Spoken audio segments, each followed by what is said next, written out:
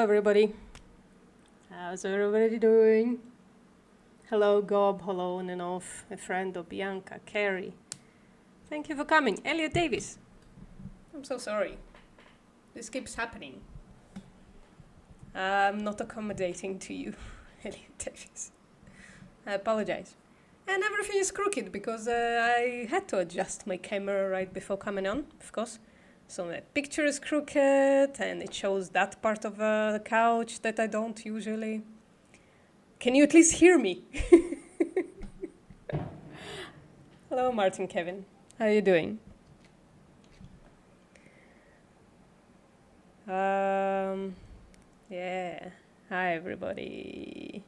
You can hear me. That's a relief. That's unusual for this channel, that you can actually hear me and shit.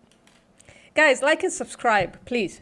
I know when people don't mention this, then it's not happening as much. So please, hit that like button. If you're somewhere online that might be interested in this shit, yeah, share it out as well.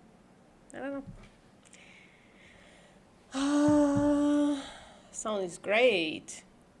You don't notice the crooked picture. Whoa, I pointed out to you now. Thank you, Bianca. I appreciate you. You just subscribed. I'm joking. I'm joking. Right.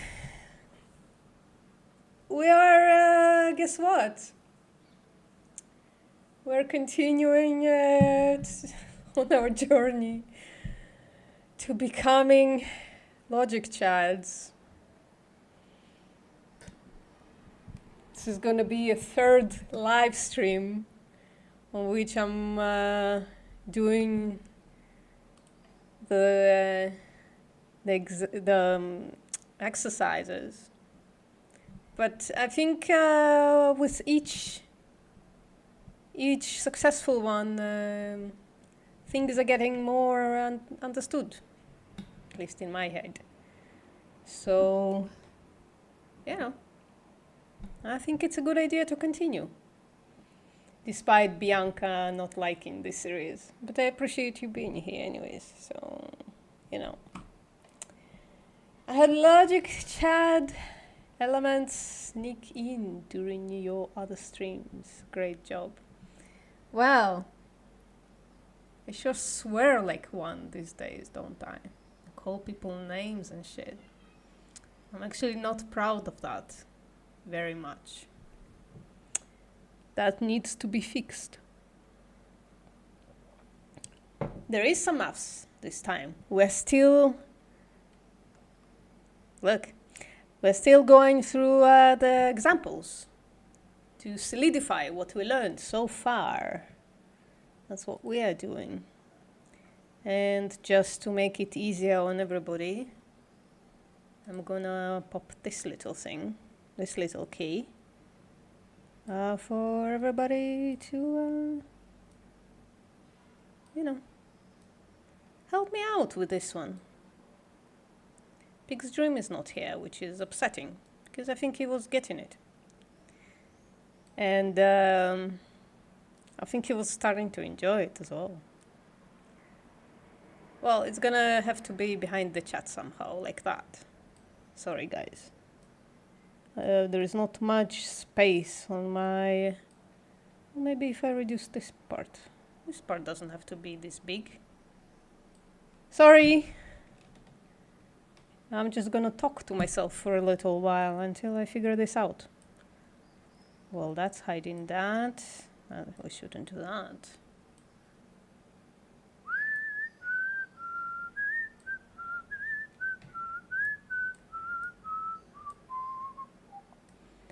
There we go. Now it's gonna be a little more comprehensive. There you go. I'm a little tired, I'm not gonna lie. 3 live streams in 1 week, it's hard. Especially since 2 of them, the previous ones, were emotionally hard, right? There were a bunch of stuff behind the scenes as well after that first stream. I don't know if I should say anything. Let's just skip it for now. Let's see what happens, right? David CRN has told me he's gonna make a video about me. Which is strange, because I proved to him in DMs that I'm not a utilitarian, but that proof was too significant. So he disregarded it and continued calling me utilitarian. That's how it works. But none of this matters, guys. We're here to become logic chads. Maybe we are utilitarian logic chads. Maybe we threshold deontologists logic chads. And maybe there are another 2,000 options somewhere there in between. Maybe we're one of those. Is it noticeable that I'm still upset? Maybe a little bit. How's everybody doing? Friendo, fuck you, man. Well, you don't know if I destroyed the Carnist or not. They were unheard, apparently, for the entire live stream. You heard them through my mic, a little bit. But you couldn't actually hear them saying all the stupid shit they were saying. So, you know. You don't know if I destroyed them or not. Right, guys, let's continue. We are here for a reason. We've done Eva and Harrison. We finished this stuff. Carrie, literally everyone is a frustrated deontologist because as soon as you push on it, it just becomes something else. It's stupid. What do you mean, Carrie? I don't understand. Not literally everyone is frustrated deontologist. Some people are utilitarian and they reach the vegan conclusion through a different path. I mean, veganism, the definition, the current definition by the Vegan Society, is threshold deontologist by its structure, right? Because it says possible and practicable.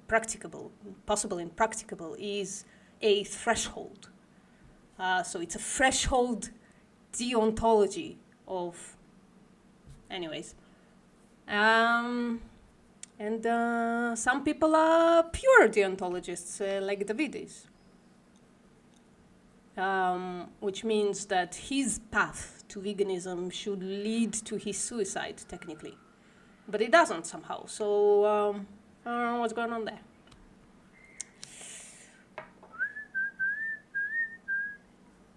VPM, you trusty troll. Which one?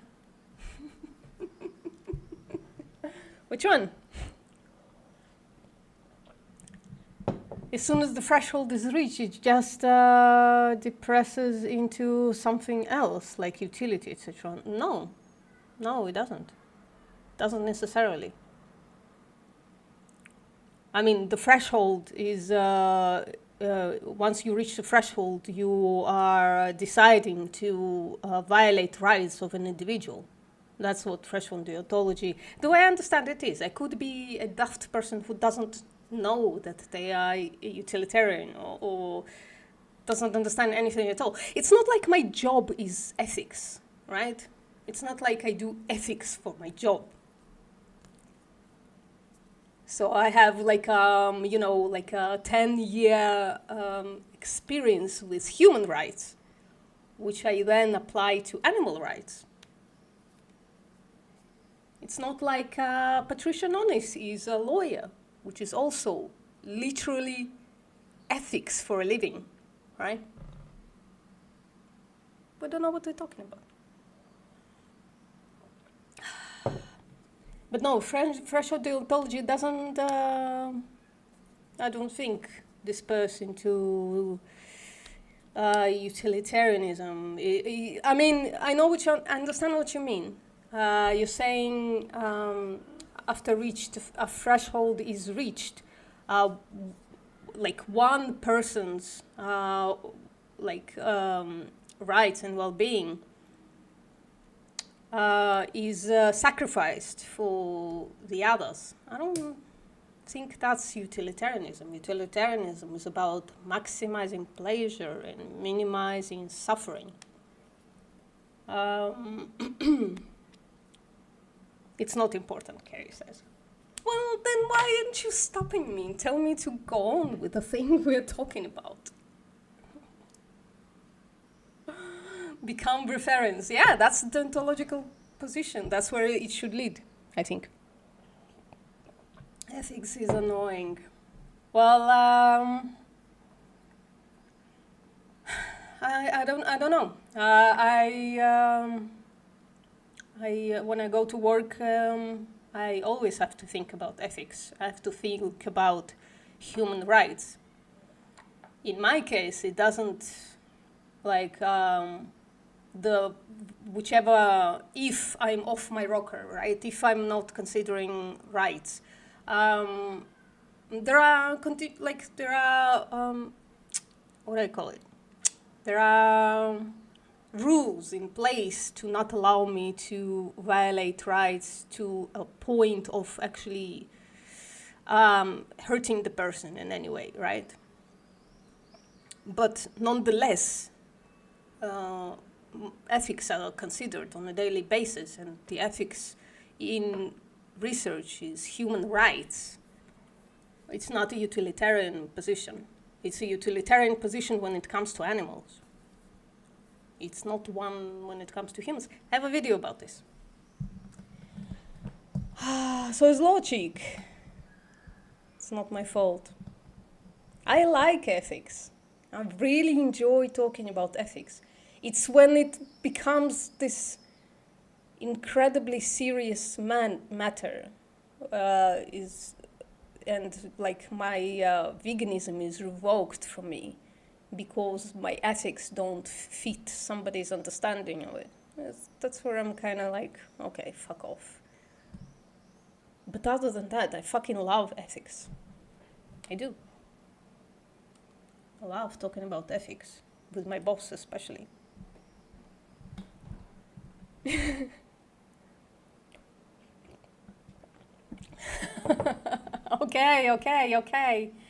Okay, Carrie. Moving on, Jesus Christ. Part D. Give a symbolization key and symbolize the following sentences in a cell. So we're reversing kind of the thing that we used to do. So these are propositions, and we have to we have to read all the 6 propositions, and we have to create a key and symbolize the final sentence in a cell. Sorry guys, 1 second please.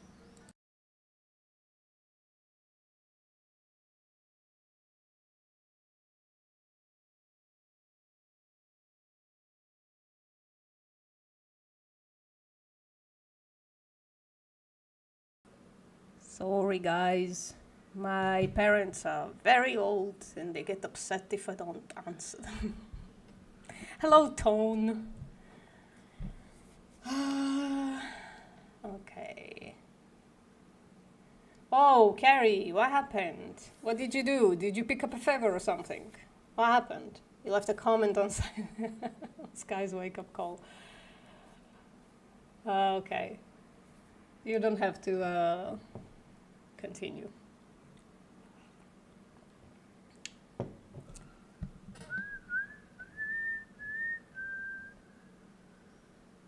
Right. Okay. Alice and Bob are both spies. So we can already add our first keys. A. Alice is a spy. I have to type. So I'm gonna get my keyboard closer. And let's call it A1. And A2, Bob is a spy. Spy for whom? Holy shit. Hey, nerds like us. What's up? Carrie, if you want to talk about it, let's do it, but not on the stream. How about that? If you need moral support, let's do it. You can send me an email. We can talk about it. Well, okay, you're gonna say it. You confessed that on occasion you are unable to acquire vegan kibble for your dogs. So you have purged just non-vegan kibble a couple of times, therefore you are not vegan. Sounds like possible and practicable, and if it's not possible, you shouldn't. Yeah. That's the thing, guys. In case of kibble, right? Yeah, it's like more money for the industry, but I think it's like slim pickings, right? I mean, yeah, like if you have a companion animal, you should definitely strive to feed them vegan as much as possible. But you're not gonna fucking starve an animal if you can't get vegan kibble, are you? This is your family member. Possible and practicable. Threshold deontology, goddammit. You're not bothered. Well, it accumulates, Carrie. Man should live without exploiting animals. He does not mention dogs or cats. Well, you know. That's not, that's not, if I remember correctly, that's some stuff that Leslie Cross wrote down. Man should live without exploiting animals. It's not part of the definition of veganism. It's not part of a definition of widely accepted definition of veganism. It's, Leslie Cross was an interesting bloke. But he's not like L. Ron Hubbard. We don't have to apply everything that he wrote, ever. Right? And some of us, we see a victim elsewhere, and we want to take care of that victim, right? And if it's possible, just get your dog a fucking vegan kibble.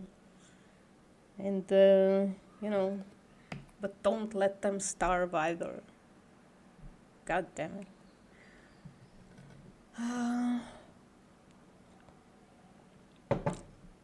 Now that I actually can appreciate, Carrie, you took barbecue meat from the bin.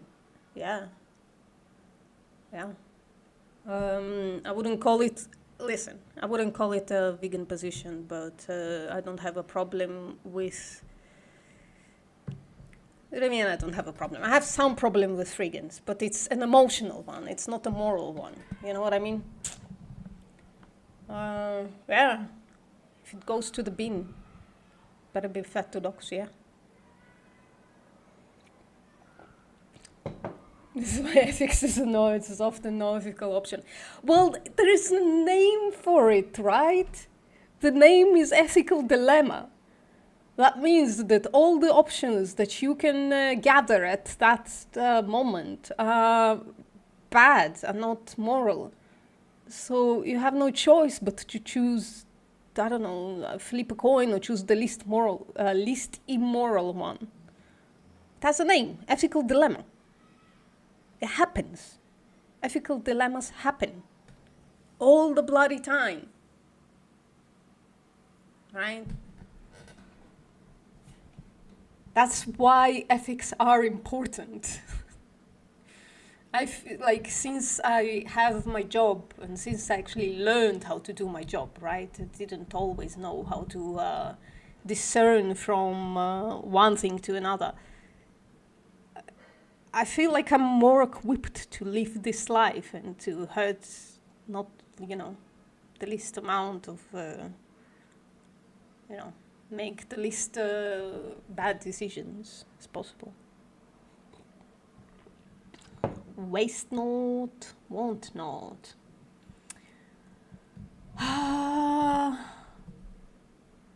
If you really cares, would they rather I just don't try or go back to eating corpse for breakfast? Well, nobody is proposing that, Carrie, supposedly, right? They're just trying to gatekeep you. and therefore should be ignored. I don't know. Listen up. If it sounds ridiculous, throw it out in the trash. Or get upset like me. One of the two things. Right, guys, come on. I think it matters greatly if you take bean meat or not. I think it's it's like a virtue to take the bean meat and do something with it. I do. Does that make me utilitarian? Maybe. It's trash. If trash doesn't come to landfill, it's better.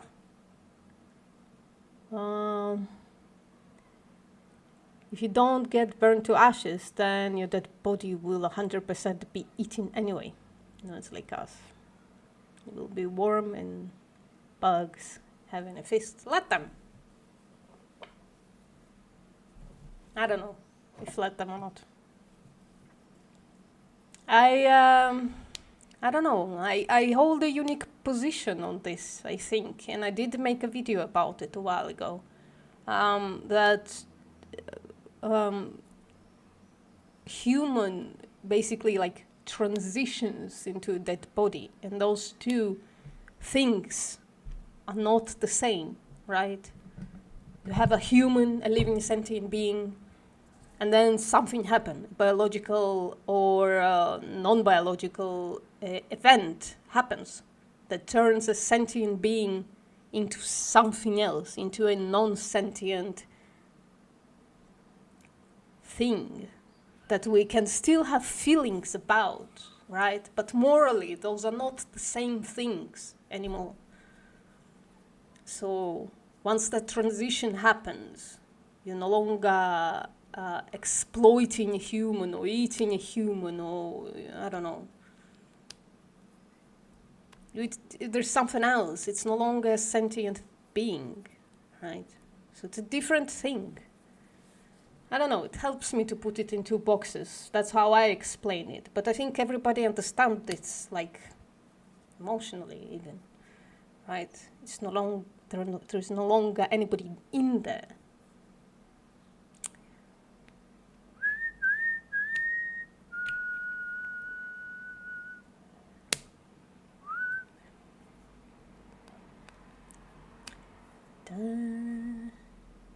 Oh, your cat refuses to eat vegan food.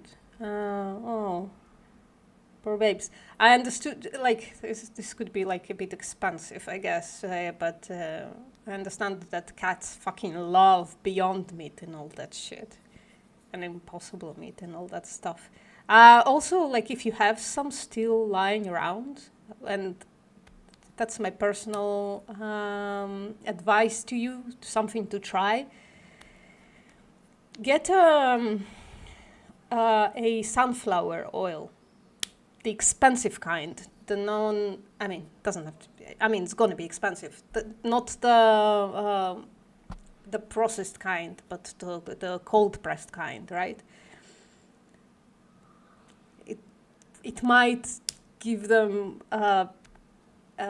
cats a smell that they actually gonna love, because usually tuna fish are in sunflower oil, so they kind of remind like this fishy flavor, fishy smell, fishy flavor, the sunflower oil. So worth trying it if you still have some vegan food around that your cat doesn't want to. Try adding stuff to it. Maybe like even mix it half and half or something like that. It's unfortunate. It's incredibly unfortunate, isn't it? Tone that you kind of, if it's possible to mitigate that shit. I'd say it's worth a few more tries to adapt your cat into vegan stuff. I don't know. But I'm not gonna take your vegan license away, right? Is it still my body if I no longer exist, asks nerds like us. That's kind of my point, though. right? We have these emotional laws about our bodies that we can make decisions before we die and kind of, ask our loved ones what to do with the body, right? Prepare for the future and all that shit. But frankly, once you're gone, I don't know. Nobody owes a dead body anything, I think. At least not morally. It could be emotionally, and that's valid. I think emotions are valid. I think emotions are important. But morally speaking, it's a different thing. That's what I think. Dogs are easier, yeah. Well,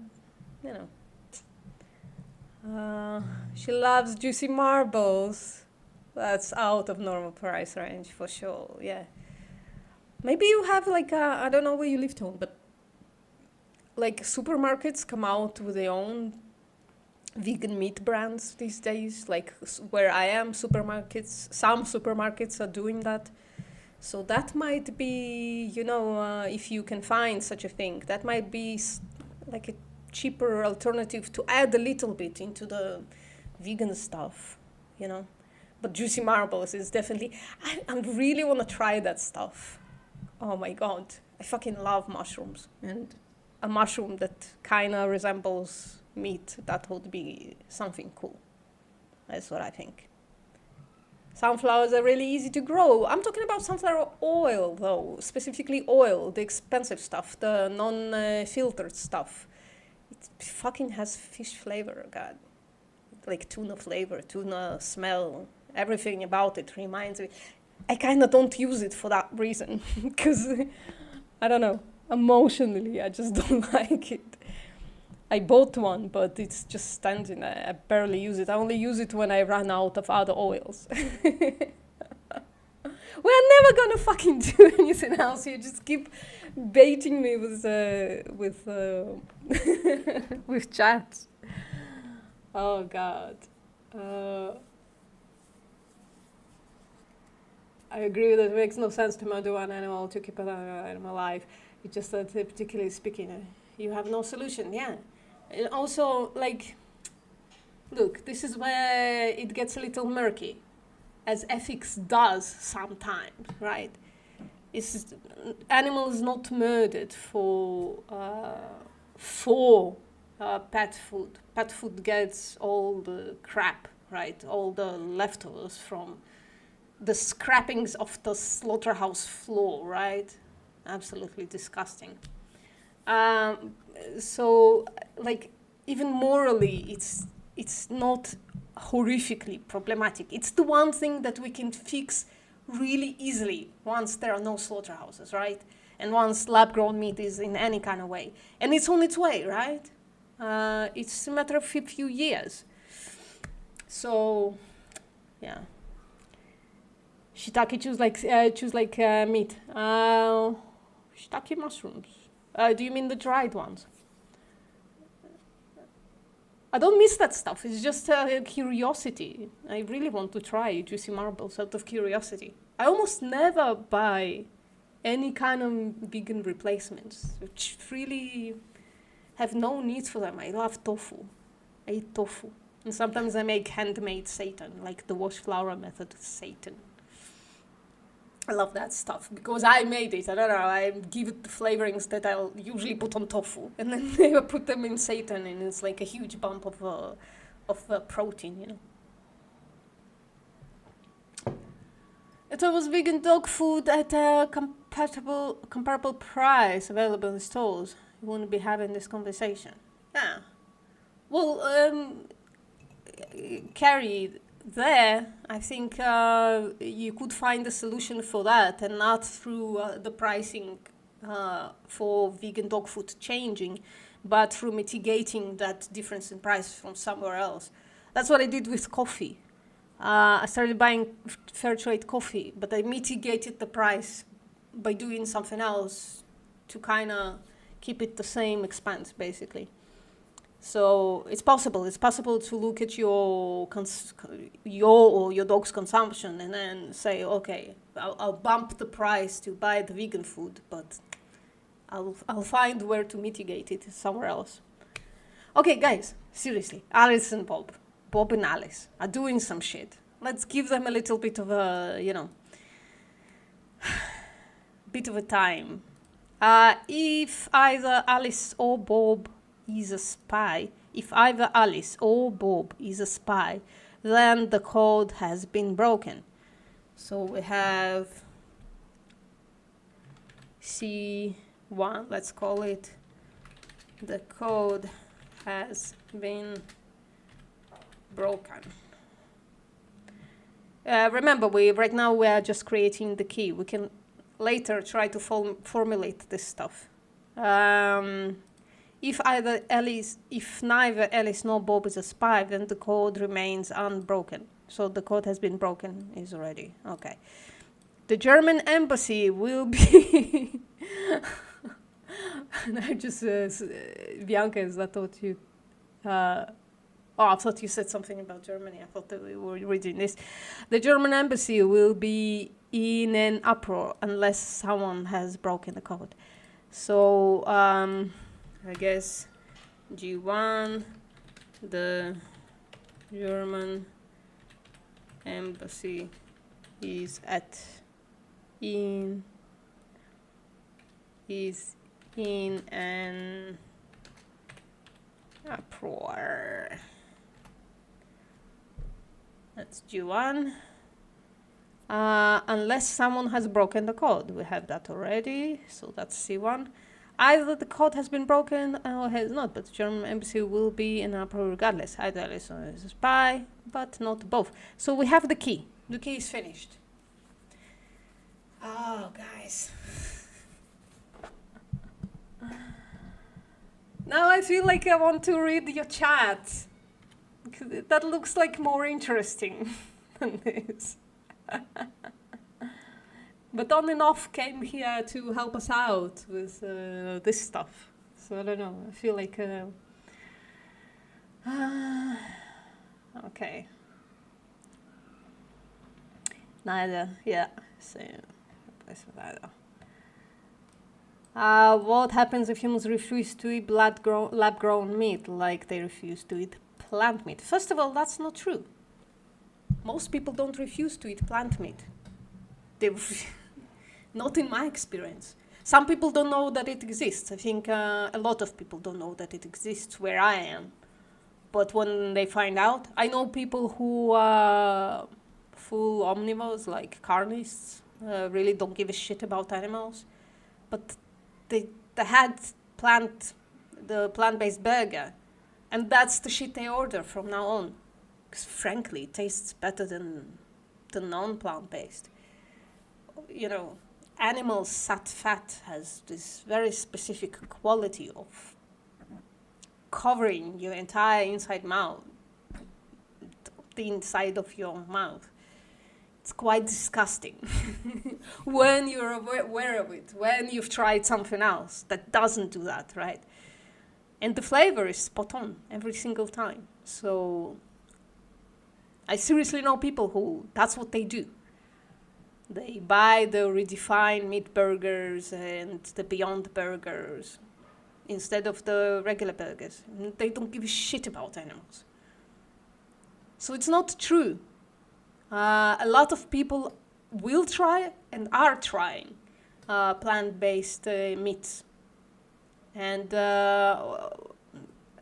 about the lab-grown meat, there's only like a small percent of people who are like really seriously against it. But once it becomes more available, cheaper, and actually not not coming from a slaughterhouse and not being infected by bullshit every single time, like once in a while, people are gonna start eating it, I think. But of course, I don't know what the future looks like, right? I can only, kind of put my faith in it, based on extrapolations that I think what might happen with it. So, yeah, Gob, same. I hope we see it as fast as possible. It's definitely going to happen in our lifetime. It's already happening, guys. It's already happening. Where I am, there are a few places that already sell that stuff. In the US, some places sell that stuff. I think in the UK as well, isn't it? It's already happening. And countries like France are going to become obsolete because, right?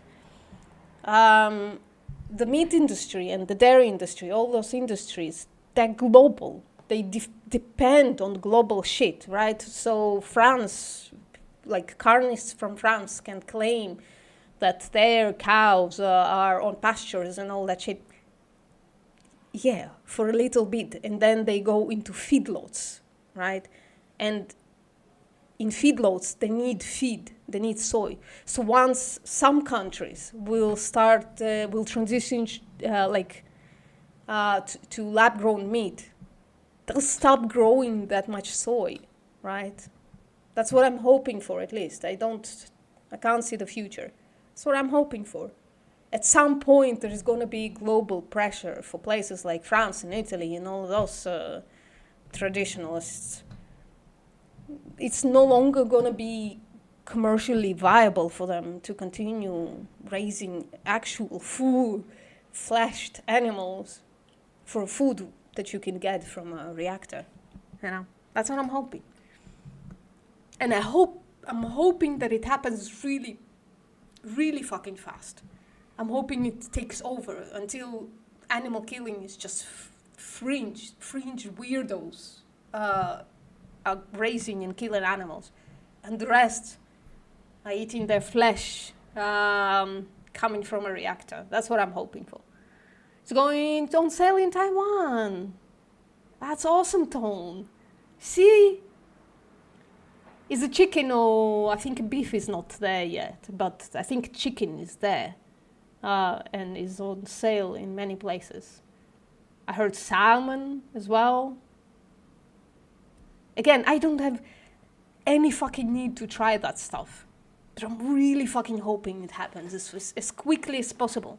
And I hope most people are curious about it and gonna try it and gonna choose it every single time afterwards. That's what I'm hoping for, right? The governments need to do something. They'll eat it as soon as animal agriculture is outlawed. Well, I think it's gonna be a reversed causality. I think it's actually gonna come through economic pressure. That's what I'm hoping, right? The lab meat will be quietly switched onto shelves. I don't think that's gonna be quiet, Carrie.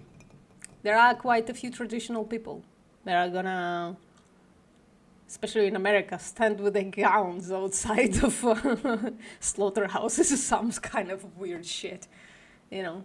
I don't think it's gonna be quiet. And I think most governments are gonna mark it as lab-grown meat. So it's gonna be incredibly clear. I think it's gonna be a campaign, you know, about the meat being a real thing, blah, blah, blah, and all the stuff we know, love, and expect from the fucking meat industries.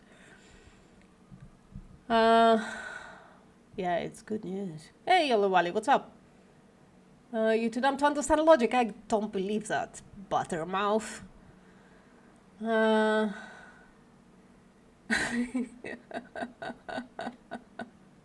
But I appreciate your support, nonetheless. I think you are smart in many ways. I just think maybe you haven't been here the entire time. So, you know, that's why. I don't think anybody is. Like, I'm having a hard time, for real. But I'm old. My brain is, you know, not as flexible as it used to be. And also, I hate math. I hate with passion. Whenever I have to do math, I have to check myself as well. Just fucking hate it. And this looks way too much like math. Anyways, number one.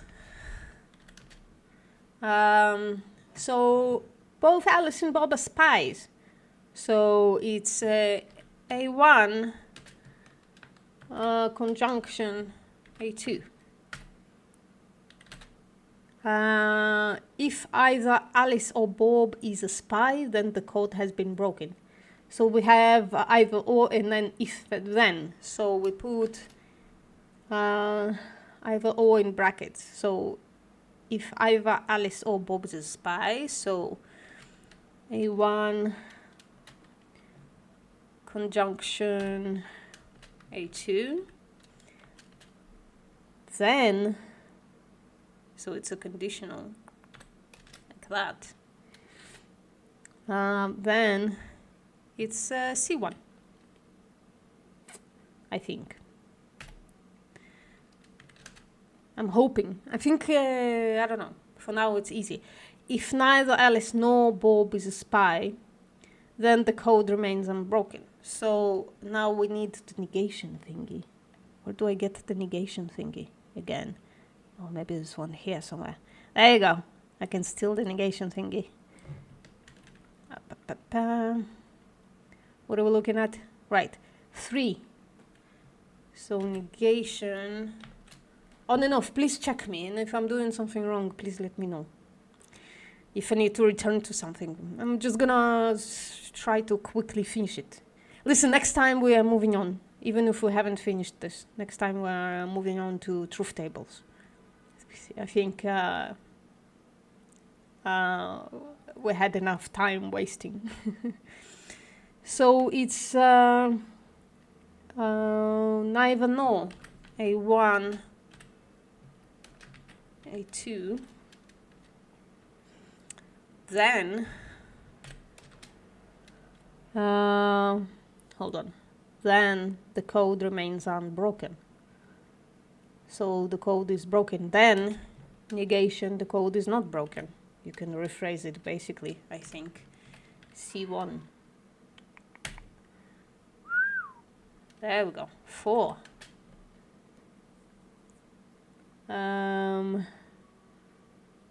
Right. The German embassy will be in an uproar. So we can write down J1. Unless someone has broken the code. So unless... Oh, fuck. This is the shit that I never remember. But we wrote it down somewhere. How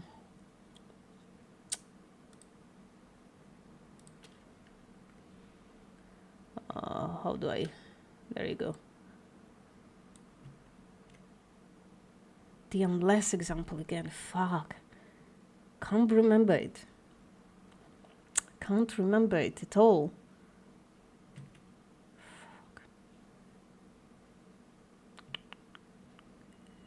Fuck. Somebody help me out. Please. Oh no. So wait, unless is... fuck, let me try to remember. Why do I keep not writing it down? It fucks me every time. Hold on.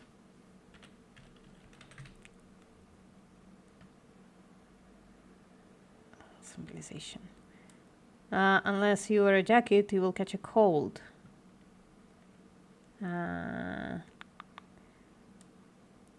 So 27.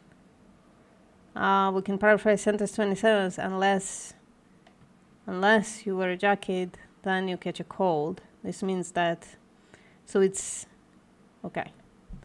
This means that if you do not wear a jacket, then you will catch a cold.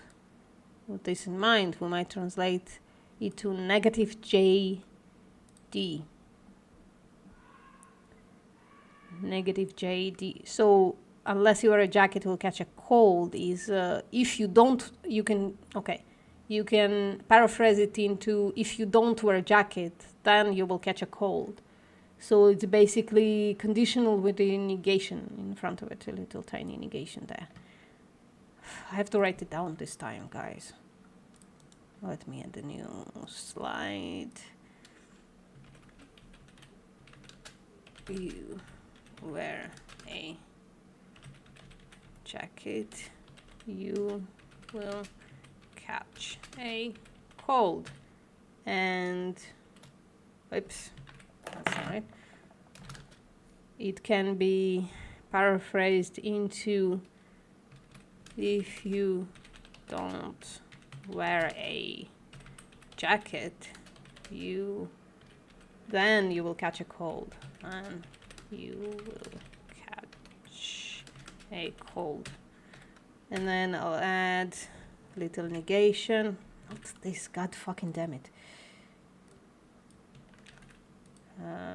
Negation, J, conditional, D. Now I will remember it. Fuck. 10,000 times I've checked it already. God fucking damn it. Okay. So the German embassy will be in an uproar unless someone has broken the code. So we can paraphrase it into, if someone hasn't broken the code, the German embassy will be in uproar. So we do negation C1, conditional G1. Is this right, on and off?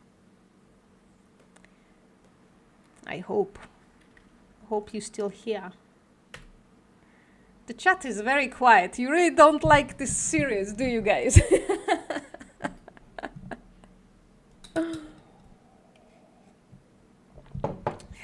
God damn it. Okay.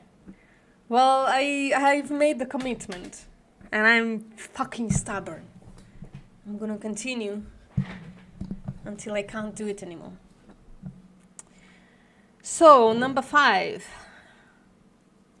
Either the code has been broken or it has not. But the German embassy will be in an uproar regardless. So, either or. Okay. So how do we do this? I think. God, I hope this is correct. So I think this can be paraphrased into... oh, I can't see the chat there. That's the problem. Oh, fuck. I've been missing all of you talking. I'm sorry. Hey, DJ Cat, what's up? Oh, hello, Hades. I apologize, Hades, 25. The last time that we spoke, I didn't put your sound through. So it looked like I was talking to myself. We could barely hear you. I'm sorry, guys. I missed a lot of chat. I apologize. God. Jesus. All of a sudden, I can see it on popping in there. But let's just fucking continue. All right? I'm sorry. Was there something productive?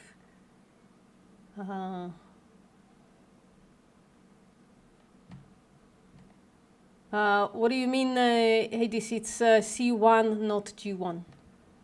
What do you mean by that?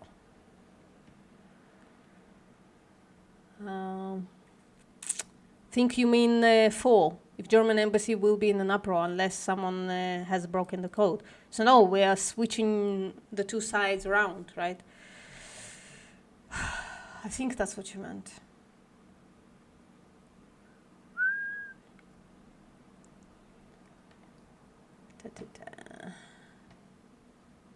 Yeah, I think I'm right as well. But thank you. I do appreciate the logic chat input. You love it when I say fuck. Because it sounds weird, doesn't it, with my accent?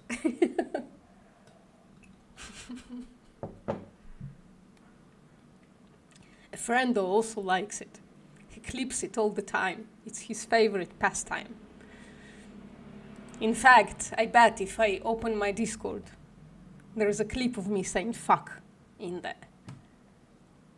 Probably out of context in some way. Right. 5. Either the code has been broken or it has not, but the German embassy will be in uproar regardless. I think I know how to do this. So the code has been broken. If the code has been broken, I think it's a conditional. And Germany is, no, so it's not if proposition, it's and. So it's, I think it's C1 and G1 and negation C1 and G1. I think that's it. But please, the actual logic chats in the chat, please tell me what's going on. Am I correct in saying this? I think I am.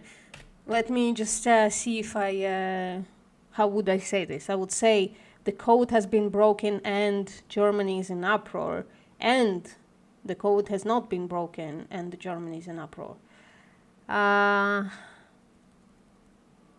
Yeah, so it's both and, both that and the other one, right? What do you mean it's just G1? Please expand. Which example? What do you mean by it? Otherwise I have no chance. Hey, this is right, you're saying. Please spell it out for me. I think I missed.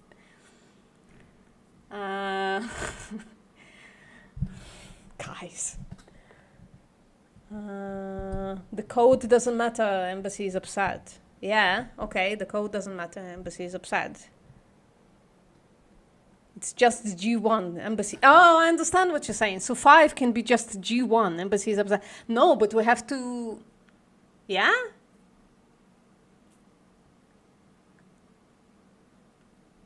So I just can write G1 and disregard the rest. So the rest is just bullshit here to confuse us. So I'm just doing that. That's nice. I'm learning something new every time. Yeah, no, but we have to add if the code has been broken or not. We have to, it needs like a truth. It needs to be represented there, right? I think. It could be important for the rest of the propositions, right? If we write a proposition where the code has been either broken or not broken.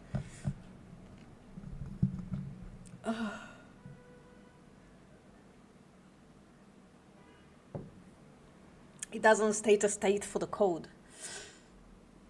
It can be true or false. Okay. So just do one then and disregard the rest of that sentence. But represents a conjunction, true. Oh, so there must be. Was I right before? On and off. Please validate me. Was I right before?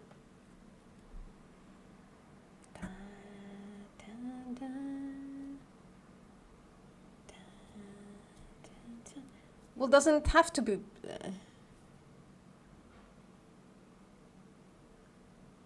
Okay. Well, if I don't have to, I would like to have the options. If I don't have to do that, that would be good as well. G1 or, hold on, I'm gonna add a little bit of a meta language in there. G1, I'm just gonna copy it and fix it.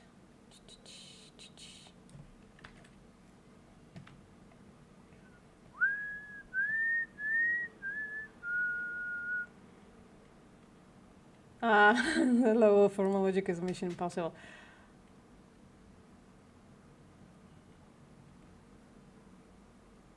Because C disjunction not C is always true.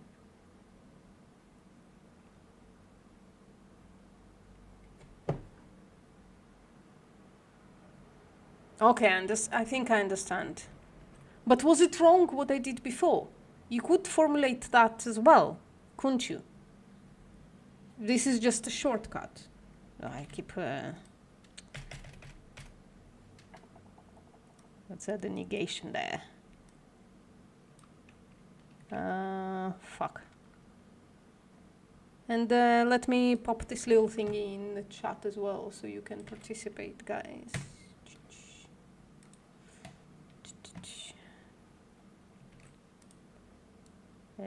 Okay, there you go. That's fine.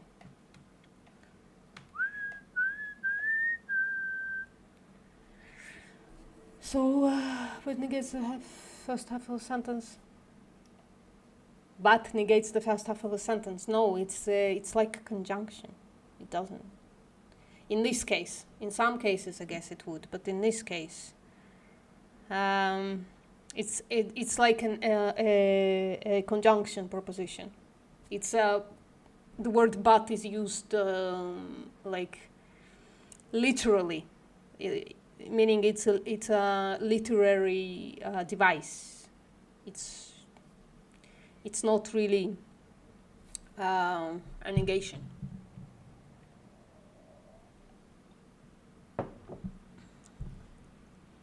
Which one? Which is the answer? I can't do it anymore, guys. Which is the answer?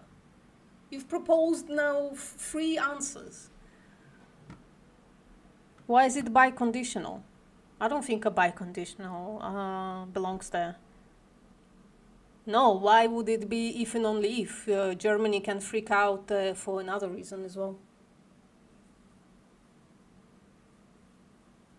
I mean, the Germany is freaking out anyways. So it's, I think, biconditional is out as an option. It's not an if and only if.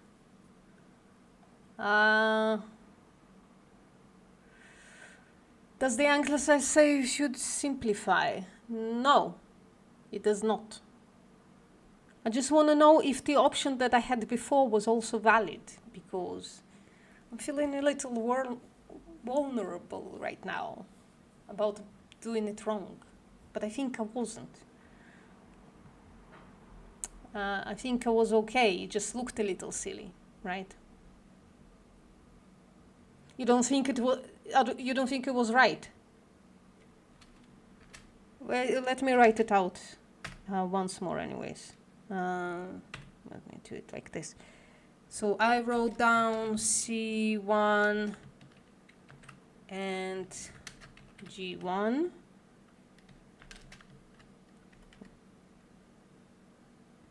Yeah. And negation C1 and G1. That's what I wrote down. It's correct. It's a little long and silly, but it's correct, isn't it?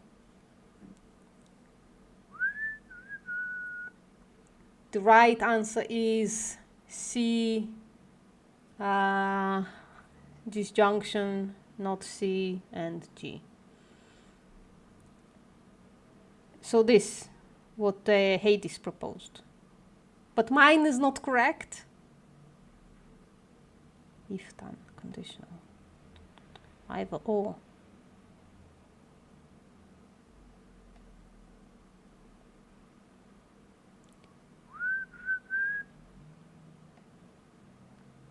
It could be pertinent information, Hades, even if it cancels out. Mine is a contradiction.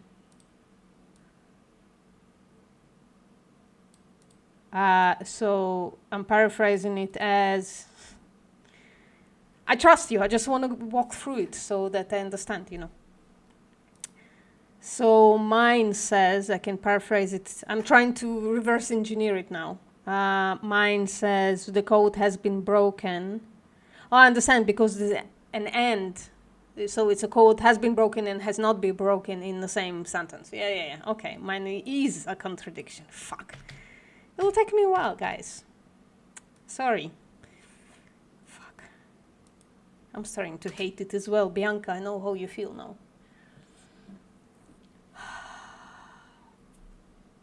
You can do a truth table to check it. We haven't learned it yet, Hades. It's the next paraphrase. It's the next chapter. So, just this book, I don't know if I chose correctly. I mean, we keep needing the things that we haven't learned yet.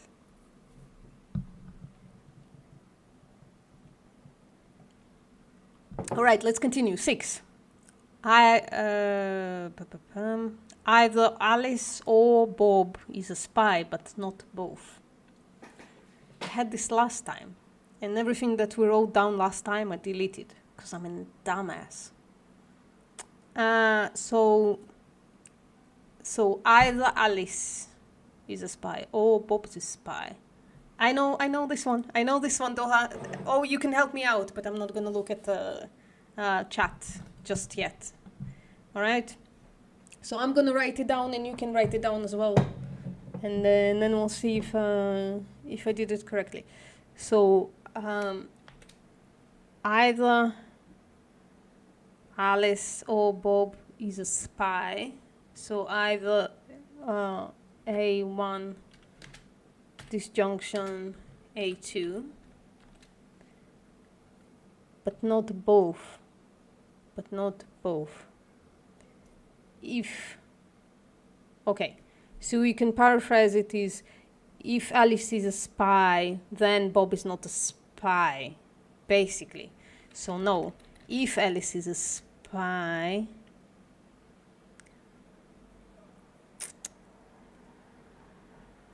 either Bob, not both. We can write this.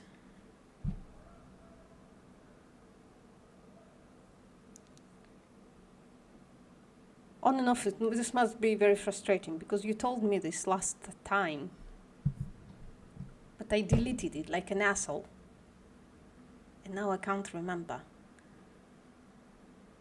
So, if Alice is a spy, then Bob is not a spy, and vice versa. So I can make it really long. Or,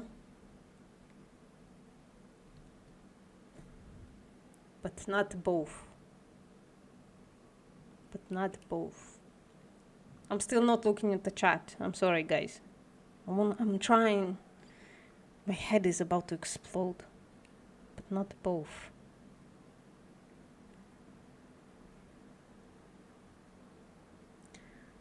If and only if. So,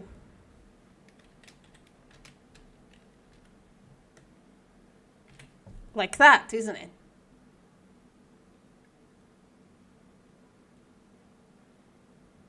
Wait, can you not? Yeah, that's the long path that I wanted to take. But last time, Hades, on and off, I think told me to do this.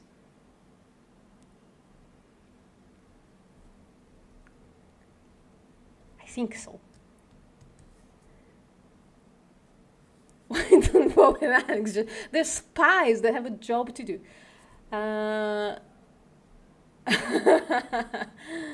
Did you get? That's funny. Yeah, I think so. So you can, I'm now trying to reverse engineer it. So you can say,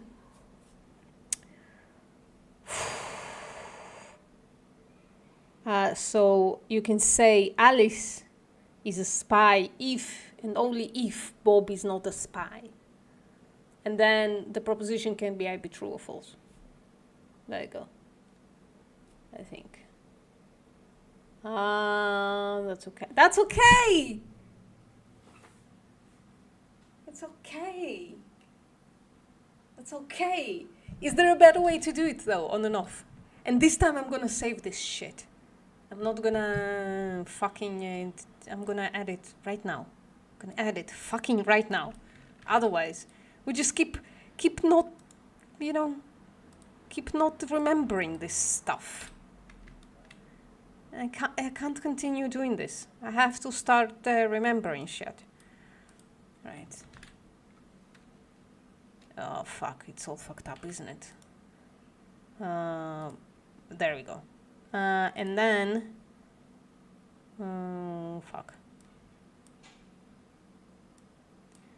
And then, yeah, I learned it from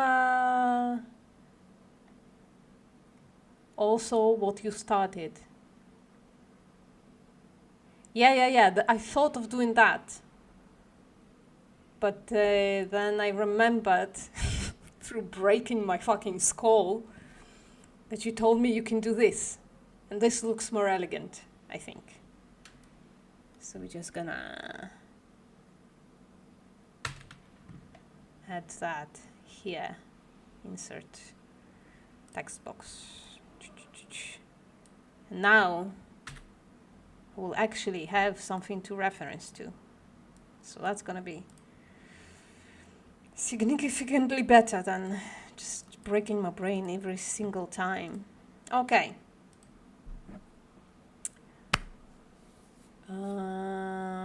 That's good too. BPM is only one condition though. What? What do you mean? Alright, let's move on to E. Give a symbolization key and symbolize the following sentence in a cell. Why? This is like wiping me out, guys. I hope it gets better and like more solidified at some point. If you can outline, that's cool. That's okay. If Gregor plays first base, then the team will lose. So, Gregor, G1 is Gregor. It's Grego, not Gregor, not the doctor that keeps saying shit. If Gregor plays first base, then the team will lose. And T1, the team will lose. The team will lose unless there is a miracle. Who the fuck wrote this? I thought, well, I guess we have some miracles going on here. And one, there is a miracle. Thank God we're not dealing with truth values of those sentences, right? Oh, it could be used colloquially.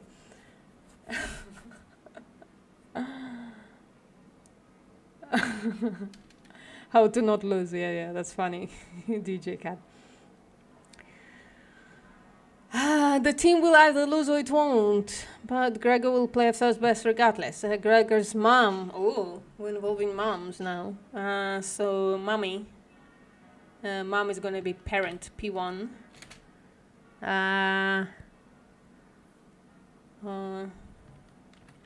So it's Gregor's mom will bake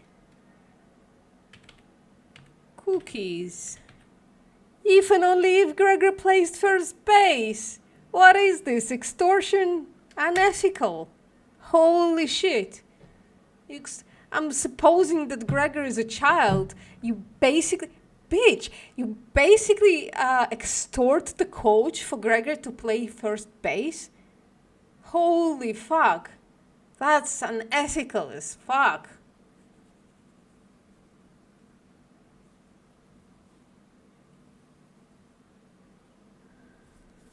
Okay. I didn't mean to call Gregory moms names, but this is so unethical. Holy shit. Parents actually do that. What are they teaching the kids, right? It's the most terrible lesson. What the fuck do I know? I'm not a parent. Anyways, if there is a miracle, then Gregor's mom will not bake cookies. Alright, so if there is a miracle, Gregor will not bake cookies. So there, we disproved God. Parents actually do that, it's fucked, yeah.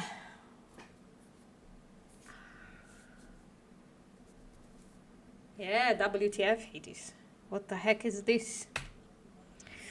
Right. Let's translate it then. Symbolize it. We symbolize it. We made the key. Now let's symbolize it. If Gregor plays first base, then the team will lose. So it's a simple if then. So if Gregor plays G1, then the team will lose. Oh man, if we connect all of those propositions together, I think something fucked up is gonna pop up, isn't it? Let's do it first. Now it's interesting. So if Gregor plays first base, then the team will lose. The team will lose unless there is a miracle. So we trust in God to save, right? We trust in God to make Gregor not play. But let's disregard the third one. It doesn't matter. But it does matter. The team will either lose or it won't. But Gregor will play first base regardless. Wow. So those propositions are not connected to each other because we already have a contradiction there. Right, but Gregor's... hold on. Let's disregard the third one. It's ruining the narrative. But Gregor's mom will bake cookies. If and only if Gregor plays first base. So basically, we have bribery here, right? Mom will bake cookies for Gregor to play first base, knowing, supposedly, right, that will make the team fucking lose.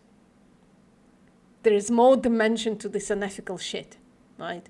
Not only is there bribery, there is also the nepotism that happens here.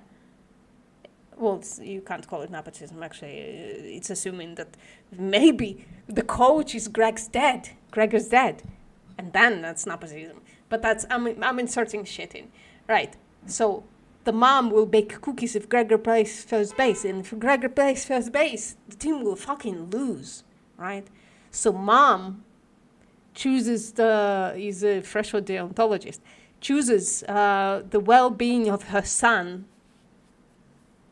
and is willing, well, it's not freshwater deontology because she's willing to do an unethical thing, and chooses her son's, happiness, I guess, and ruins everybody else's kids' lives, right? Because the team loses, it's gonna be fucking sad.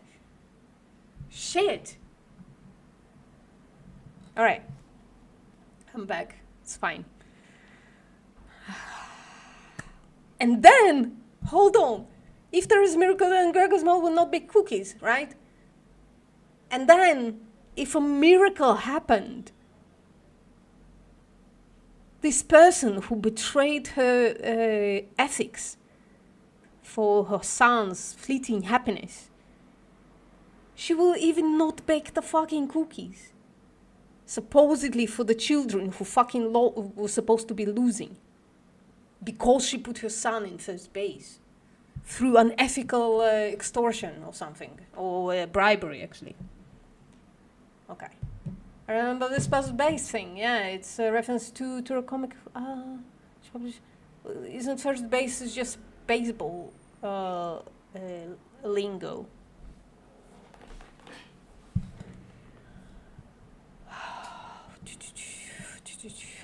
Guys, are you gonna be okay for like a minute if I pop in to make more coffee?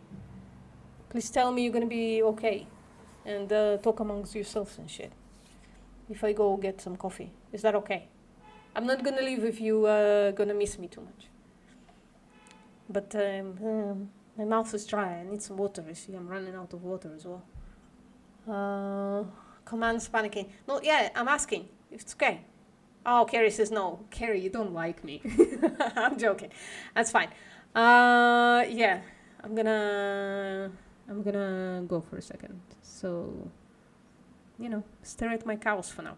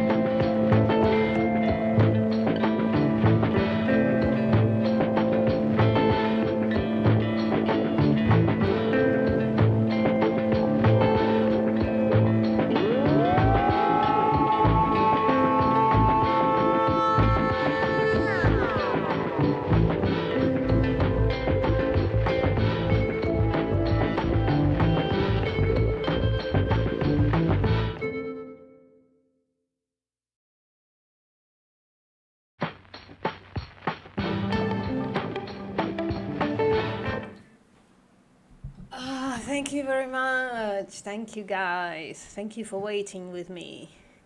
Thank you. All right. I got my coffee. Soon it's gonna take less time. I'm still drinking hot coffee because, I don't know, the summer is not here. But soon it's gonna take less time because I'm gonna have the things prepared in thank you, Corvid. Hello. Hello, Corvid. Thank you for joining us. Irish coffee. No, this is barley coffee. Tone, you're not around for, enough. If you were around, hey, Vegan Power Lab, what's up? If you were around, Tone, you would know that I fucking worship this drink, right?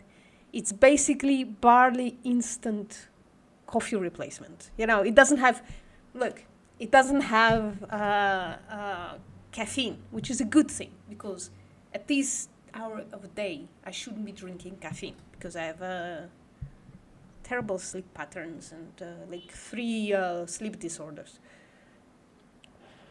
So I drink this barley drink instead. It's incredibly cheap and fucking delicious, especially with soy milk. It's fucking great. It's not great for celiacs though. So there's that. Make you want coffee? No. Get a barley drink. Get a barley drink instead. You don't need coffee. If you gave up coffee, I don't know why, by the way. Coffee has incredible health outcomes. Absolutely fucking amazing. Prolongs life like crazy. Could be a +3 time zone. No, I'm on GMT +2.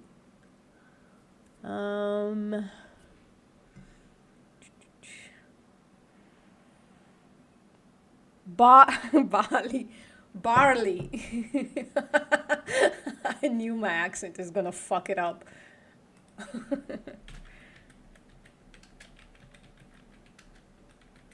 In there.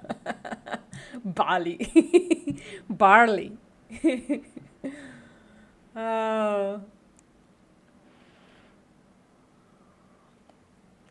Coffee is inflammatory. It hurts your arthritis. Oh, wow. Never heard that before. To the large population, it's incredibly health promoting. GMT +10. Holy shit. What time is it then? Now I have to fucking do maths. I can't do maths. No, not Bailey's. Barley. I wrote it down. You can look for it. There, DigiCat. All right. We're here for a reason. To break my brain. But it's getting easier for me. I don't know about you guys. Sometimes I think seriously, you are here to just watch me suffer, which is fine. I don't mind. I think it's a good cause. Barley coffee is tasty, yes. I bought the one from Date Seed, and I fucked up. I'm a bad vegan. I didn't read the ingredients, and the ingredients said that it does have a small amount of coffee in it, which then, would defeat the purpose of getting a drink for the afternoon hours, right? And second, when I opened the package, it smelled amazing. And I was like, oh my God, I can't wait to try it. And then it tasted absolutely fucking terrible. I was so disappointed. with the Date Seed drink. And it had coffee, and that coffee wasn't a fair trade. So,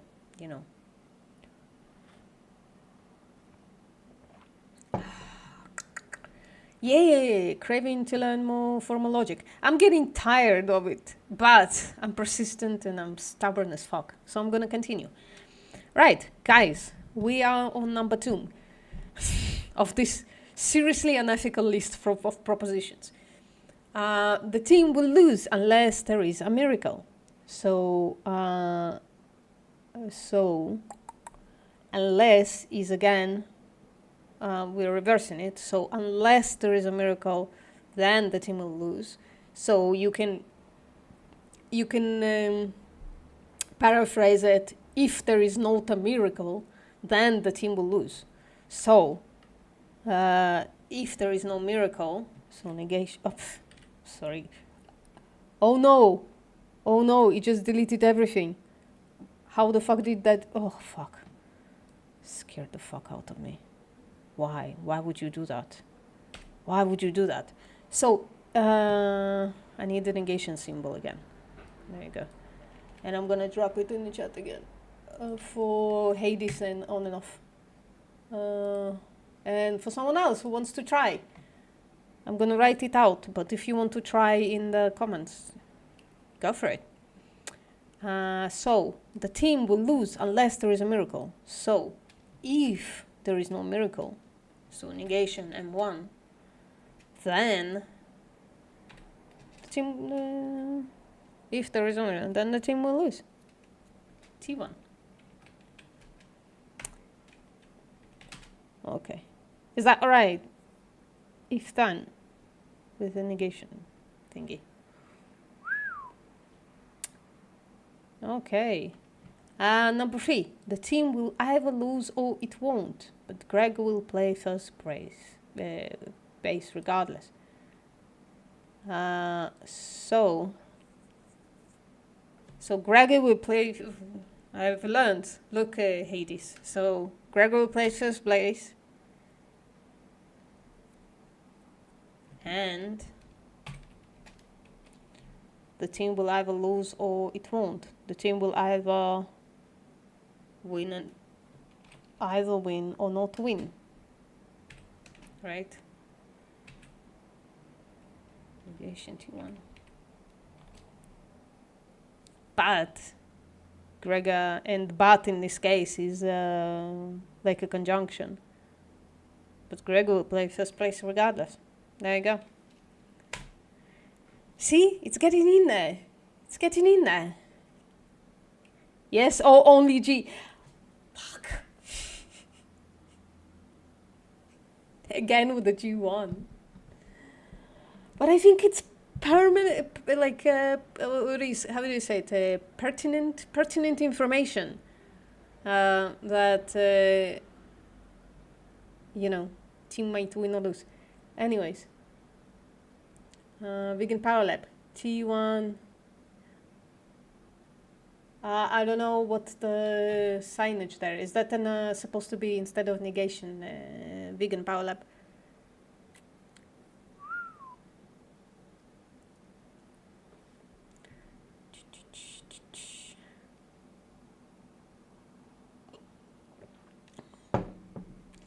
Yeah, maybe next we learn that we must simplify some stuff and take out the either all propositions out of it if they like cancel each other out. Maybe we'll learn it later.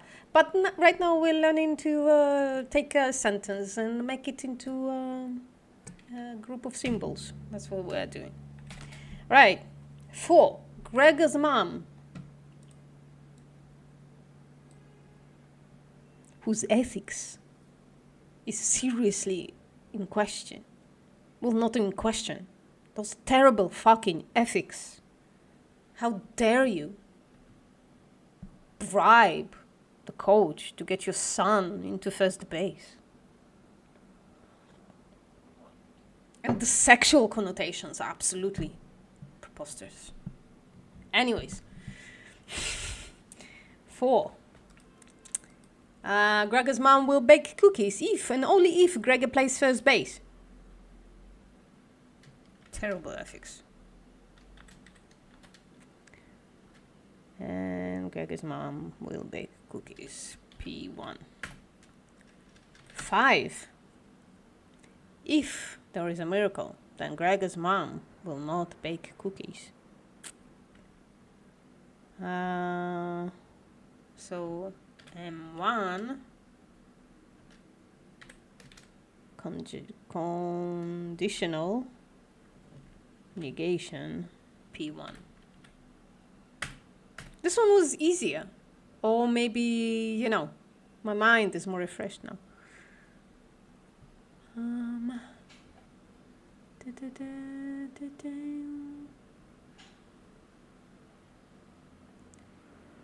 Oh, you wrote a lot, fuck.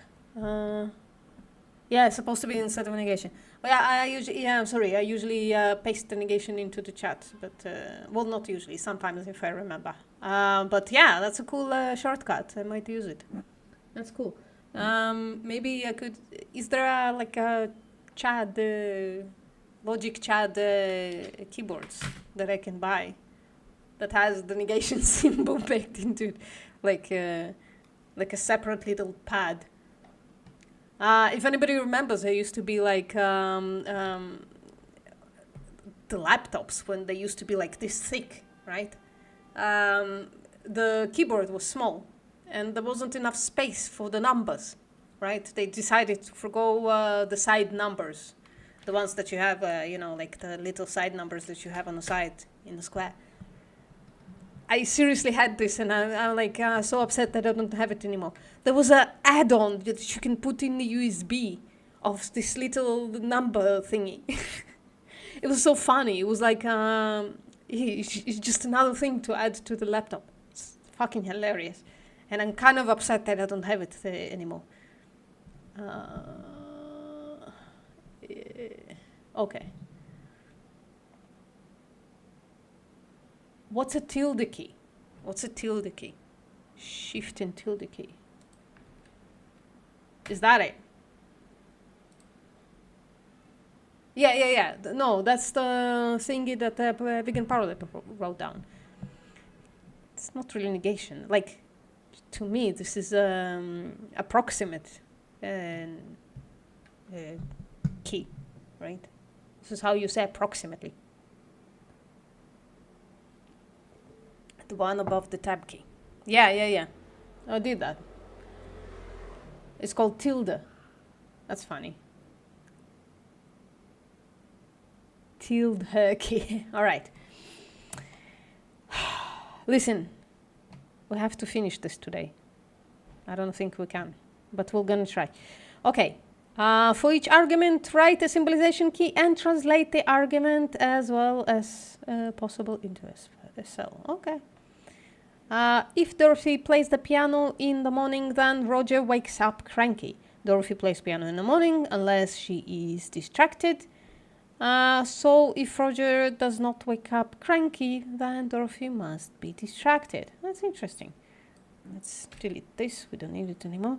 So Dorothy plays the piano in the morning is the first thing. Dorothy plays the piano in the morning. Roger wakes up cranky. Wakes up cranky. And it's supposed to be that would look better, wouldn't it? And Dorothy is distracted is the third one, so Dorothy is, I don't know, S, doesn't matter. Dorothy is distracted.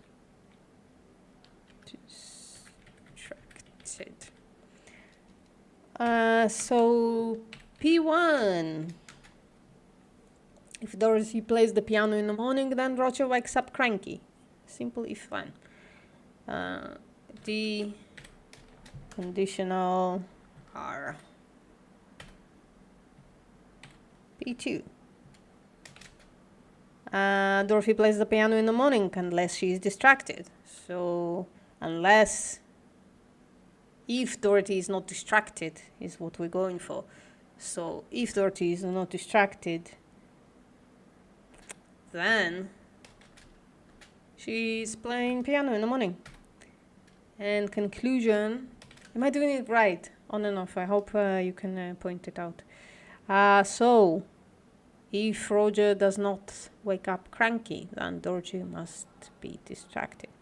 So if Roger didn't wake up cranky, so that's on, then this is a heavy conditional argument. Then Dorothy must be distracted. Yes.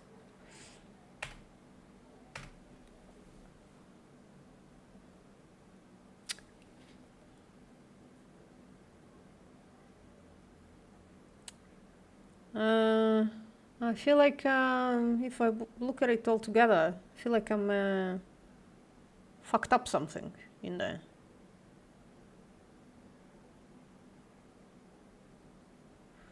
I think Dorothy being distracted is a negation of her playing the piano.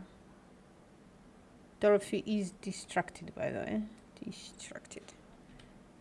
Unless... So, wait, hold on. Dorothy plays the piano in the morning unless she's distracted, right? So, yeah, this is supposed to be negation. Now it makes fucking sense. Okay. Thank you for fixing my brain, Vegan Power Lab. I appreciate it. Now this makes mathematical sense. All right. P2. What do you mean P2? Did we fix it? On and off, are you at work or something? Are you busy? I'm sorry. I can come to Hades for questions. I just appreciate your input much, you know. You've been around and you've been correct all this time.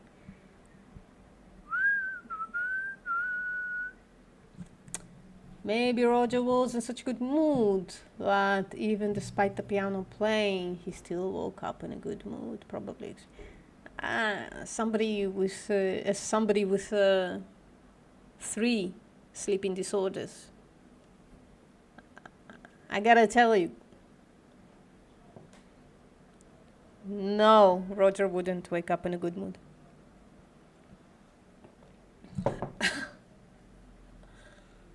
Make the font bigger, notepad, please. Sure. How's that? Is it better? I can make it even bigger. There you go. I can stretch it out and make it as big as needed. There you go. Is that better? S negation D. So put negation in the wrong place.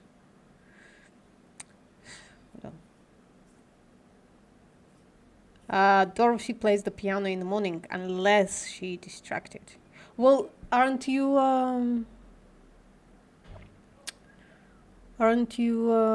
paraphrasing it as if Dorothy is then she doesn't play the piano? I understand.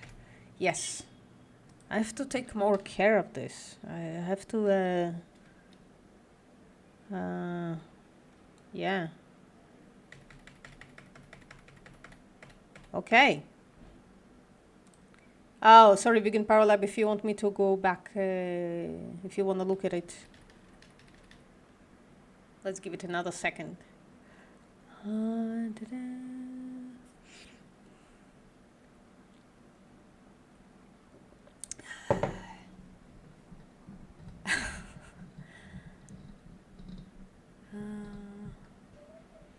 No, it's not DigiCat. It never is. It's never good. The piano playing in the morning, I would fucking shoot myself. Love it. Perfect. I'm moving on because we don't have time. We have to progress today. To the point that the next time we're gonna start the fucking the truth tables. This looks like an interesting fucking chapter because this will fix my brain. I can feel it. Okay. So, the next one. It will either rain or snow on Tuesday. So, W1.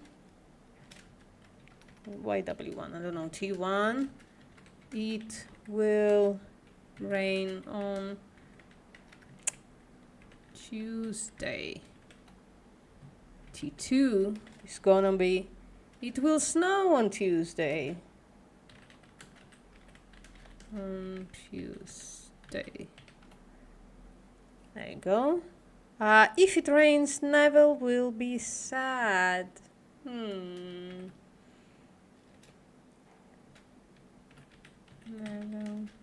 will be sad. I understand Neville's position there. If it snows, Neville will be cold. Oh, well, let's fix that. And 1 and 2, Neville will be cold. Fuck. Ah, come on. Sorry. I'm not being nice to my neighbors by screaming out. Okay. Pew, pew, pew.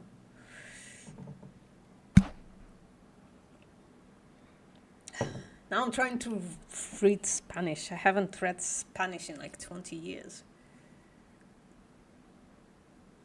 I'm not gonna start now. I have fun with the Spanish conversation there. Okay, Neville will be cold. Therefore, Neville will either be sad or cold on Tuesday. That's depressing, isn't it? I'm so fucking glad, by the way, that winter is gone. It's for the best, you're saying. You're talking about vegetarians. Vegetarians being shit. Having no idea. I think a friend though is collecting all of my fox. The problem is going to be when I'm going to be aware of it and prompt my fox for the montage.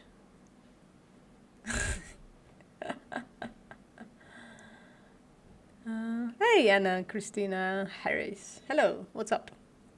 Using just the name of action may help. Is snowing, is raining, is sad, is cold. Oh. Since the context of the person doesn't matter, just the conditions. Yeah. I think, Anna, the way it's been going, I think we're gonna learn to do that somewhere on the bottom of this book.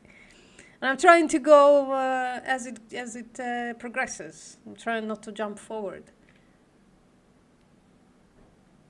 Okay. So, P1. It will either rain or snow on Tuesday. So either or is disjunction. So either, so T1, disjunction T2.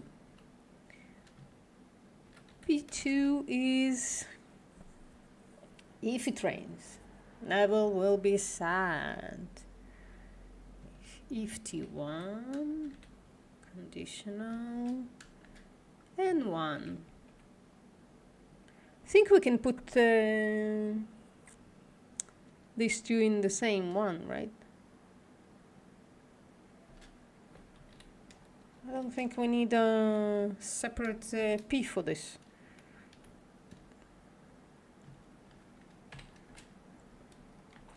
Tell me if that's okay.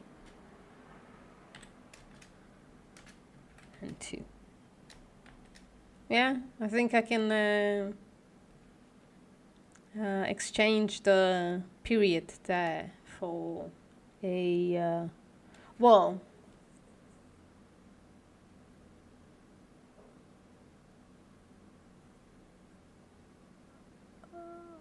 Yeah, but there's a conditional there, Vegan Power Lab.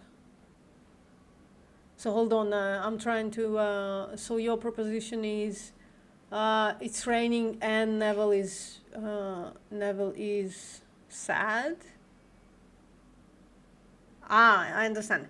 So either it's raining and Neville is sad, or it's snowing and Neville is cold. I understand. Yeah, we could go for that. Yeah, that's a good idea. Thank you, Vegan Power Lab. It's much more elegant than mine, that's for sure. There you go. Conclusion. Fuck. Conclusion. Therefore, never will either be sad or cold on Tuesday. The Tuesday thing just cropped up, right? Because we didn't add sad. So on Tuesday should be like a separate letter, isn't it? Because otherwise, we haven't represented it in the conclusion. Fuck.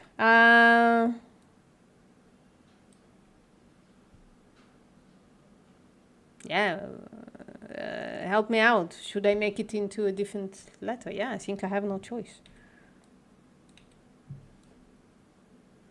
I have no choice. Let's correct the W. Tuesday, on Tuesday. No overlay has been in question. Oh, so I can just forgo it. Yeah, but no, but you have to, I think, like if you don't specify it in the conclusion, isn't that a problem? P2 doesn't seem right. Okay.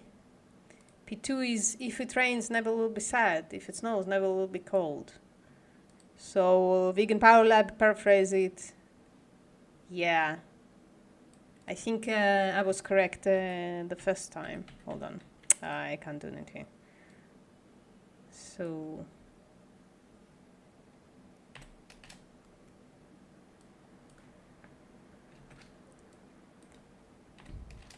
I think this is better. I think it's true.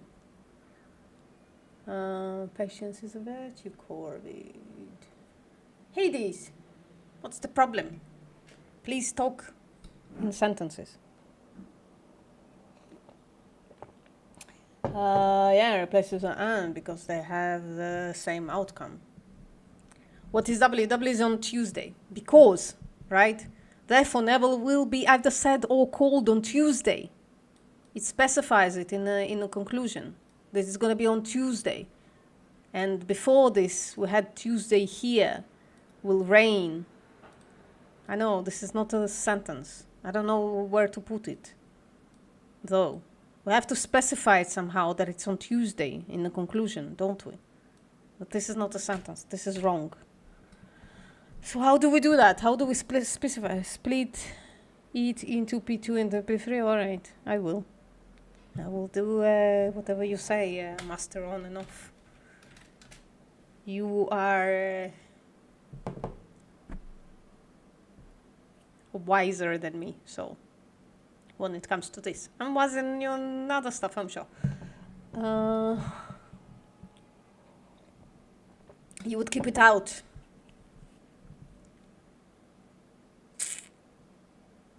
Well, if the day is Tuesday, the logic applies. Yeah, but doesn't matter, you say. Alright. I think it matter. Why wouldn't it matter? But we have no other way, do we? Therefore, never will be either sad or cold on Tuesday. So that was N1 or N2. Is this it? Yeah, I did. I put it back in. But then you don't have it in the conclusion.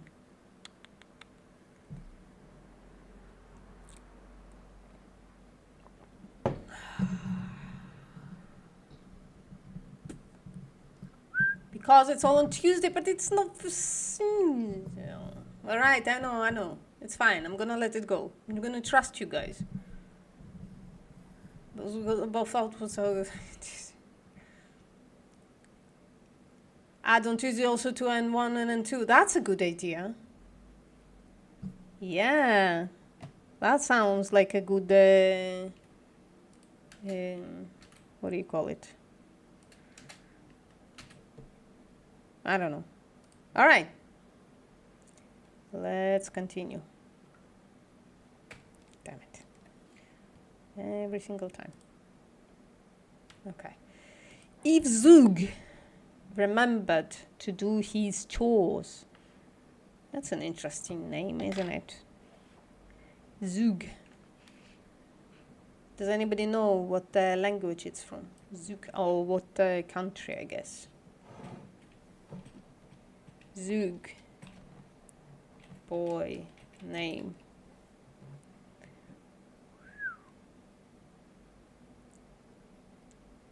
It's never fucking helping. Oh, maybe because it says Australia there, so it's looking for Australian names. I don't know. Oh, maybe it's an invented name. Are the answers to selected exercise in the book? To some of them. Yeah, to some of them. But I trust you, and it also started to make sense now, so I don't, I don't feel like I need to go to the back of the book. Guys, let's finish this one and then let's fuck off the string. If Zug remembered to do his chores, then things are clean but not neat. So, Zug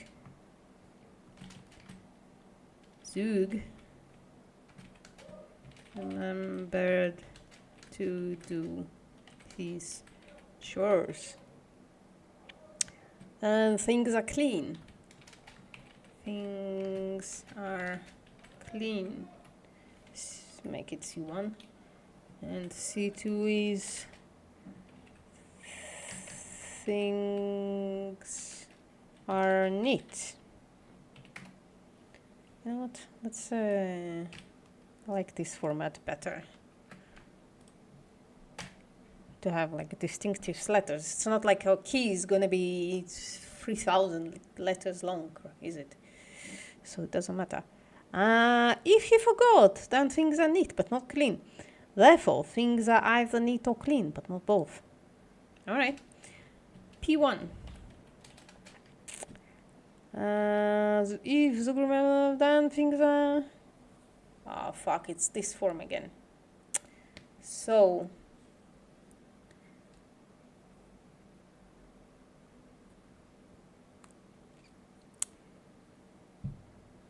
So, is it...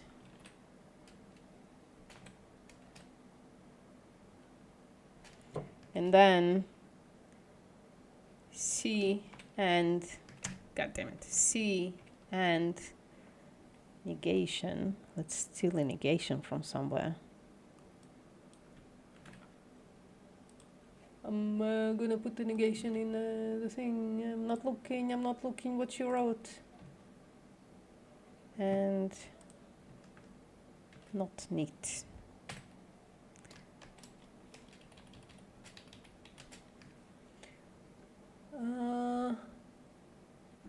Yeah, I think Vegan Power Lab agrees with me. Right. P2. If he forgot, if he did not remember to do his chores, so if, then things are if and are neat somehow. Oh God, I want that house that works like that. That if you don't do it yours, it's neat all of a sudden. Oh, I guess Zug lives with his mom, isn't he? With his parents that are cleaning for him. Or knitting things up for him, like making things neat for him. Then things are neat but not clean. Therefore, things are either neat or clean, but not both. Just had this.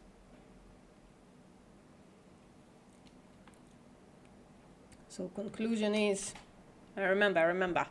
So, not both. So, things are clean if and only if they are not neat. Is that it? Things are either neat or clean, but not both. Yeah, okay, you can do it like that. So we basically, I'm now trying to reverse engineer this. Things are clean if and only if they are not neat. And since it's reversible, it's fine. There you go. Hedy says yes. Learning Spanish is very useful. I did learn it and then I forgot it. I now can barely understand.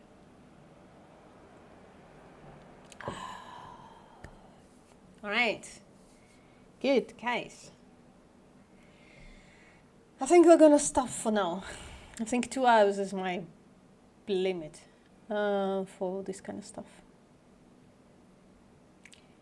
It is the second, is it? The second most spoken language? Is it? Do you mean as like a mother tongue? But even then, that seems unlikely with how many Indian people there are, and how many Japanese people there are, and how many Chinese people there are. I don't know if that's true coded. Is it? 1 hour and 10 minutes? What do you mean? 1 hour and 20 minutes. What? On and off. What are you saying? It's been 2 hours. But I was waffling for a lot of it. Yeah, no, Chinese is first, I think. Mandarin is first, isn't it? The native speaker according to Babbel's website. I will check that claim, I think. Second to English. So you don't mean it as, well, still seems unlikely because there's Chinese and Japanese and all that shit.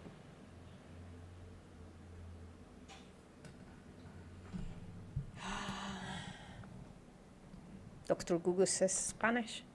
Well, it depends what you asked him. Is it most spoken language or is it a second native language? What was the claim? The claim was it the second most spoken language after all? That seems very unlikely. Okay. I don't think it's, I don't think it matters much. Most spoken is English, is for sure. Yeah, everybody speaks English. Just Google Corvus statement. Well, then you're biasing yourself. You should ask what is the second, like a list of 10 most spoken languages. No, let's fucking do it. Holy shit. Sorry, I'm so not trusting when it comes to statements. List of 10 most spoken languages in the world. This just seems so unlikely since these languages by total number of speakers.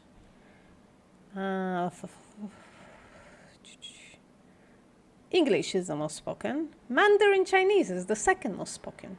Yeah. Hindi is the third. Yeah, I was thinking about the very many Indian people. Spanish is fourth, guys. Fifth is French. That's surprising. That's surprising. Arabic is not surprising. I thought it would be higher. Then is Bengali, Indo-European. And Portuguese.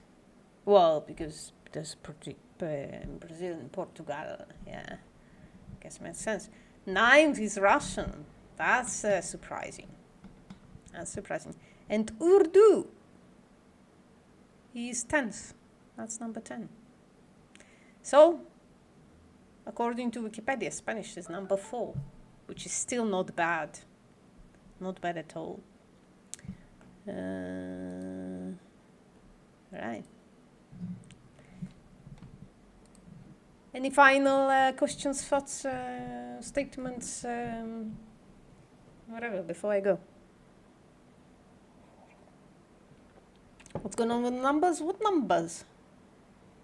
I thought French would be lower. Me too. That's a little weird. That French is so high. Well, French is spoken in Morocco, in France, obviously, but France is relatively small, isn't it? So it's France, it's Morocco. I think in Africa, French is spoken a lot in Africa as well, in some places. One of the colonizers, yeah. That's why they spread their fucking language. Yeah. Now that I'm thinking, and I'm probably even missing quite a few countries, right? But Africa, yeah. Jamaica is they speak French in there as well, isn't it? Um, yeah.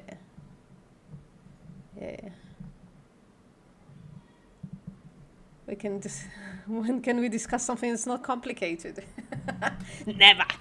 Never. Fucking love complicated shit. Otherwise, how am I gonna get cancelled? They're called not vegan. France, England, Spain. The top 3 colonizers. Yeah. That's how Christianity is spread as well, isn't it? By the way, I'm sorry about the noise outside. If you can hear that, I have. It's now too hot to not have my door open, and I deleted the noise gate. It was creating too many problems. Among the most spoken, well corrected, Corvid Moon. Guys, I'm gonna skedaddle out of the. So this was very fine.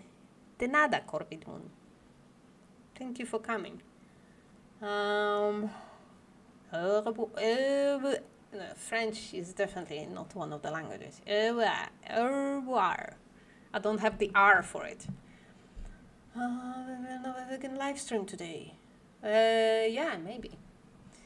So I took Saturdays on because nobody was live streaming on Saturdays, and all of a sudden, for the past 3 weeks or so, everybody started fucking live streaming on Saturdays. I might need to switch off, just to have an audience at some point. But for now, guys, we're done. That's it. I'm going. Thank you very much for coming. I appreciate you all, on and off, especially in Hades, for helping me on this journey into becoming Logic Chat. Vegan Power Lab as well. Thank you very much for coming. Thank you for helping us out. And everybody as well for participating. Tone helps as well. See you next time.